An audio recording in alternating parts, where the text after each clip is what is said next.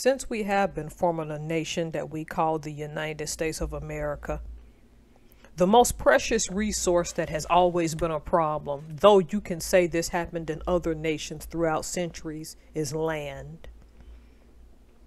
Land is one of the best resources to have. You can grow fruit trees on it. You can graze livestock on it.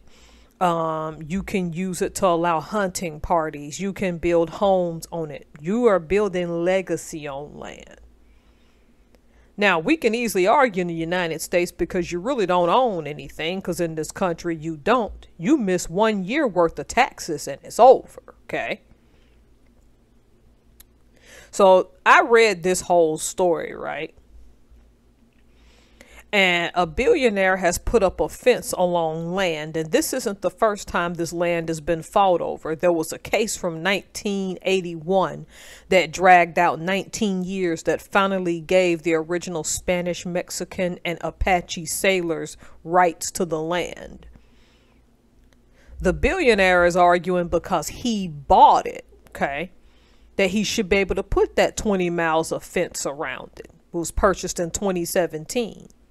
Locals argue that number one, you only see him come in on helicopter. Number two, that it traps mountain lions and makes the hunting uneven for people to live off the land and to cut down timber. You'll have to go read the story yourself.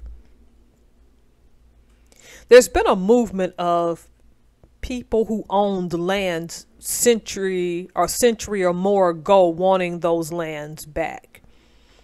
And we see this with some Black Americans who've gotten land back after many years as well.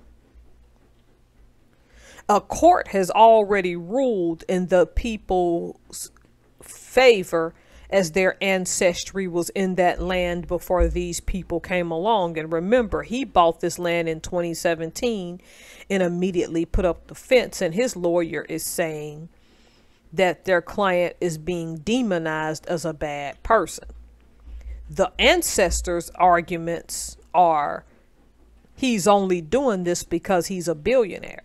Now, it's important to note that since he put the fence around, you can for 5 days pay $10,000 to go on elk hunts on that land. Pardon my cat, because she's gonna make noise. That's just how she is. Okay, so back to what I was saying. Who do you think is right in this case? To me, I don't have a skin in this game, but I suspect that more and more people are going to start fighting for their ancestral lands. While people with the money are going to be the ones who continue to take land.